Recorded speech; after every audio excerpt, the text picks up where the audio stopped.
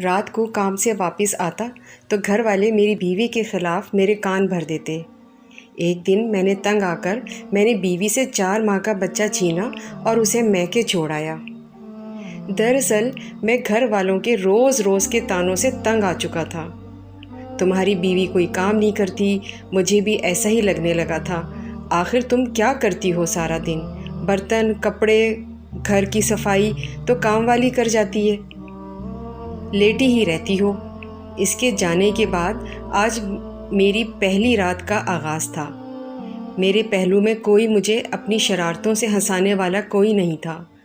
ہاں، میرا بیٹا ضرور تھا، جسے میں نے ابھی ابھی فیڈر دے کر سلایا تھا۔ تو دوستو، کہانی میں آگے کیا ہوا اور اس کا انجام کیا ہوا، یہ دیکھنے کے لیے ویڈیو کو مکمل دیکھیں، اور اگر آپ چینل پر نئے ہیں تو سبسکرائب کر لیں، ویڈیو پسند آئے تو لائک بھی کر دیں۔ تو دودھ پلانے سے لے کر بچے کو سلانے تک مجھے کیا کیا کرنا پڑتا۔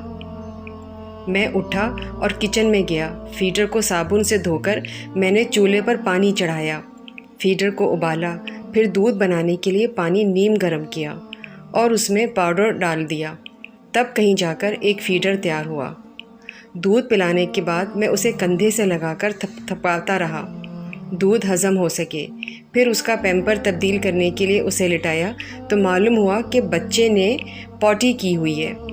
اسے باتھ روم لے جا کر صاف کر کے واپس آیا تو اس نے دودھ کی الٹی کر دی۔ میں نے جلدی سے رومال اٹھانے کو لپکا، خیر اس کو پیمپر دوبارہ لگا دیا اور بازو میں جھولا دے کر سلانے لگا۔ دودھ ابال کر اسے ٹھنڈا کیا اور فریج میں رکھ دیا۔ وہ ہوتی تو ملک شیک بنا کر میرے ہاتھ میں تھما دیتی، لیکن اب اتنے جھمیلوں میں کون پڑے؟ ابھی اپنی روٹی پکا کر کھا لوں گا، لیکن آٹا ابھی تو وہ گوندنا پڑے گا۔ شکر ہے سالن تو پکا پڑا ہے، بس کٹوری میں ڈال کر اوون کا بٹن ہی تو دبانا ہے۔ اب میں ذرا بیڈ سے بکھرا سامان اٹھا لوں، پیمپر، وائپس، کھلونے، فیڈر، شیٹس کو ان کی مخصوص جگہوں پر رکھا اور دیکھا کہ روٹی ہی نہیں ہے۔ صبح آفس جانے کے لیے کپڑے بھی تو استری کرنے ہیں۔ میں لگا کپڑے استری کرنے، ابھی شرٹ پریس کی ہی تھی کہ بیٹا رونے لگا۔ اب کی بار میں نے اس کو جھولے میں ڈالا اور جھولا جھلانے لگا۔ بھوک سے میرا برا حال تھا۔ اللہ اللہ کر کے بچے کو سلایا اور ایک ریسٹورنٹ پر کال کر کے کھانے ڈیلیور کرنے کا آرڈر کیا۔ آدھے گھنٹے بعد کھانا میرے سامنے تھا۔ میں نے بڑے بڑے نوالوں میں کھانا ختم کر دیا، کیونکہ میں جانتا تھا کہ اگر بیٹا دوبارہ جاگ اٹھا تو کھانا پڑا رہ جائے گا، اور پھر دوبارہ گرم کرنے کے لیے بھی تو ٹائم چاہیے اور مشقت بھی۔ مجھے اکتاہٹ ہونے لگی۔ گھڑی 11 بجا رہی تھی۔ میں بستر پر ڈھہ سا گیا۔ سائرہ، وہ چادر ہی الماری میں سے نکال دو، میں اوڑھ کر سونا چاہ رہا ہوں، لیکن نہیں، اب خود ہی اٹھ کر لینی پڑے گی۔ ابھی میں سوچ ہی رہا تھا کہ UPS بھی جواب دے گیا اور پنکھا بند ہو گیا۔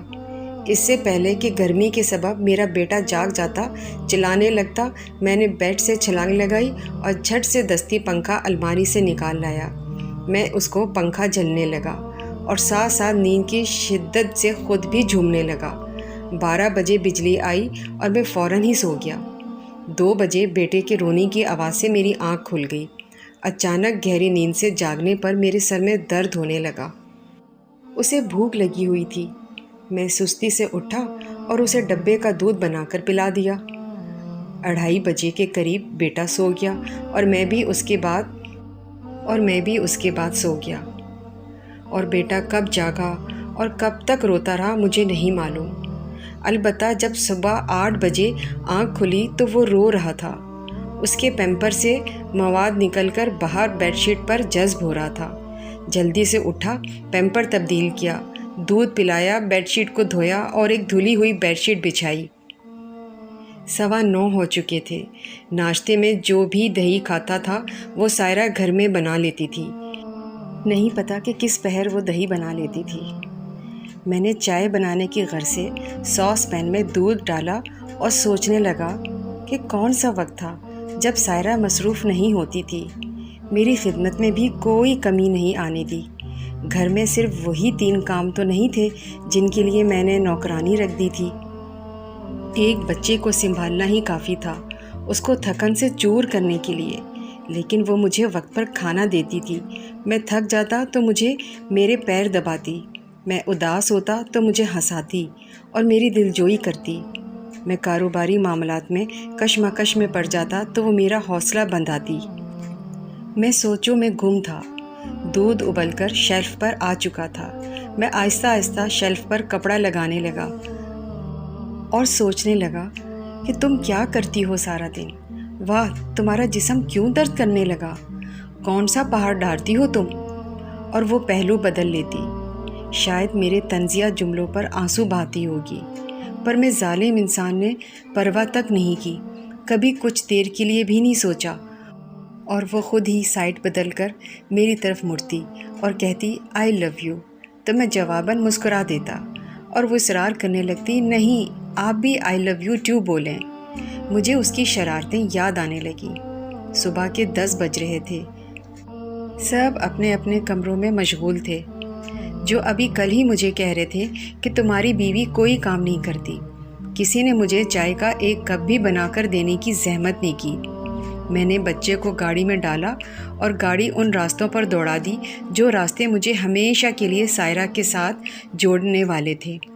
وہاں پہنچ کر میں نے دونوں ہاتھ جوڑ کر معافی مانگی اور وہ ہمیشہ کی طرح بڑا دل کر کے چلی آئی میرے ساتھ۔ شادی شدہ حضرات سے میری ریکویسٹ ہے کہ ٹھیک ہے، سب کا حق آپ پر ہے، سب آپ کو مشورہ دے سکتے ہیں، لیکن ماں باپ کے بعد سب سے زیادہ حق آپ پر آپ کی بیوی کا ہے۔ اس کو ٹائم دیں، اس سے پوچھیں، اس کی دلجوئی کریں۔ سارا دن بغیر مزدوری کے، بنا لالچ کے آپ کے بچوں کی اور آپ کے خاندان کی وہ خدمت کرتی رہتی ہے، اور بدلے میں اسے کیا ملتا ہے یہ سب آپ جانتے ہیں۔